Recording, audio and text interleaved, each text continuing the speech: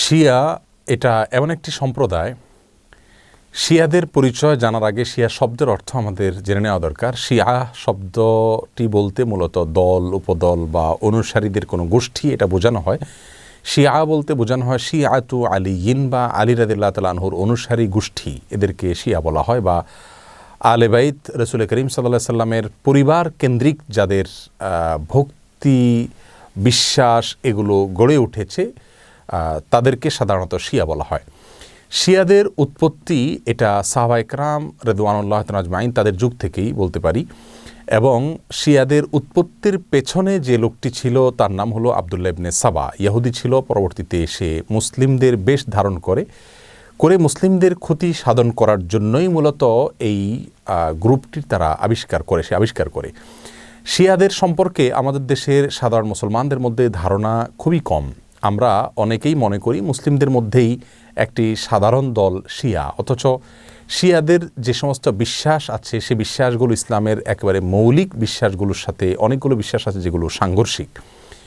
অনেক ভাই বোনরা মনে করেন যে শিয়াদের সাথে আহলুস সুন্নাহ ওয়াল জামাআতের, অর্থাৎ যারা কোরআন এবং সুন্নাহকে দলিল হিসাবে গ্রহণ করে সেটাকে অনুসরণ করে, তাদের সাথে শিয়াদের একটা পার্থক্য তারা মনে করেন যে শুধুমাত্র খেলাফত নিয়ে, অর্থাৎ আবু বকর রাদিয়াল্লাহু তাআলা এবং আলী রাদিয়াল্লাহু তাআলা আনহুর ভিতরে কে বেশি খেলাফতের হকদার এটা নিয়ে মত পার্থক্য। আসলে বিষয়টা তা নয়, বরং শিয়াদের বিশ্বাসগুলোকে একত্র করা কঠিন। তাদের মধ্যে অনেকগুলো দল উপদল আছে, তার ভিতরে কমন কিছু বিশ্বাস আছে বেশিরভাগ শিয়ারা লালন করে।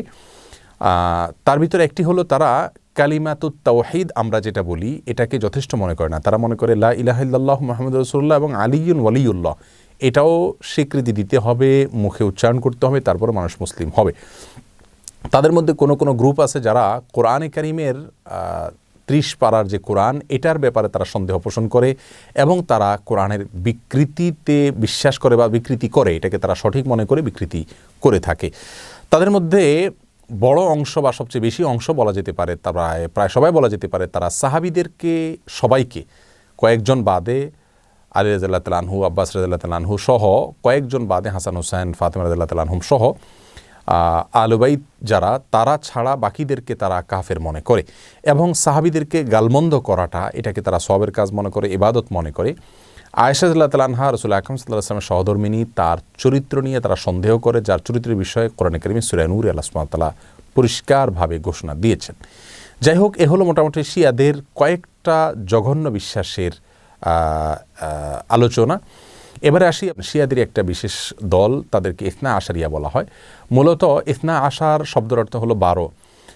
ইসনা আশারিয়া গ্রুপ বলতে শিয়াদের ওই গ্রুপকে বলা হয় যারা 12 জন ইমামে বিশ্বাস করে, অর্থাৎ যারা মনে করে যে 12 জন ইমাম আল্লাহর পক্ষ থেকে নির্ধারিত, তারা রাসূল করিম সাল্লাল্লাহু আলাইহি সাল্লামের ওয়াফাতের পরে ধারা পরম্পরায় আসছেন এবং তাদের মধ্যে প্রথম ইমাম ছিলেন আলী রাদিয়াল্লাহু তাআলা আনহু এবং সর্বশেষ ইমাম ছিলেন মুহাম্মদ ইবনুল হাসান আল আসকারি।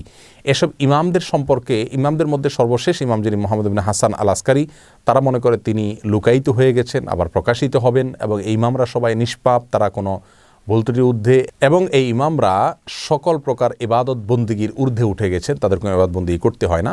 এই বিশ্বাসগুলো লালন করে থাকে ইসনা আশারিয়া গ্রুপ। শিয়াদের ব্যাপারে আমাদের ধারণা কি হবে, তাদেরকে আমরা কাফের বলবো কিনা? উত্তর হলো, শিয়াদের মধ্যে যারা আয়েশা রাদিয়াল্লাহু তাআলার চরিত্র নিয়ে সন্দেহ করে, কোরআনের ব্যাপারে যাদের সন্দেহ রয়েছে এবং বিকৃতি সাধন করে থাকে, এবং কেউ আছে রাসূল করিম সাল্লাল্লাহু আলাইহি সাল্লামের রিসালাত নিয়েও সন্দেহ করে। তারা বলে যে জিবরিল ভুলে রাসূল করিম সাল্লাল্লাহু আলাইহি সাল্লামের কাছে রিসালাত নিয়ে আসছিল মূলত আলী রাদিয়াল্লাহু তাআলার কাছে। এরকম আর অনেকগুলো বিশ্বাস লালন করে। এই সম্প্রদায়গুলোকে বা এইরকম বিশ্বাস লালনকারীদেরকে আমরা মুসলিম মনে করতে পারি না। তবে হ্যাঁ, তাদের মধ্যে অনেকগুলো গ্রুপ আছে যাদেরকে সরাসরি কাফের বলা যায় না, তাদের অনেকগুলো ভুল এবং ভ্রান্ত বিশ্বাস রয়েছে। এদের মধ্যে সবচাইতে সাধারণ যেটা বিশ্বাসের দিক থেকে সবচাইতে তুলনামূলকভাবে কম জঘন্য বলা যেতে পারে সেটা হলো আবু বকর রাদিয়াল্লাহু তাআলার চাইতে আলী রাদিয়াল্লাহু তাআলাকে খেলাফতের জন্য অধিক হকদার মনে করা। শিয়াদের অনেকগুলো ভ্রান্ত বিশ্বাস নিয়ে বিস্তারিত এবং বিশদ আলোচনা করা দরকার, তা না হলে তাদের বিষয়ে আমাদের ধারণা পরিষ্কার হবে না।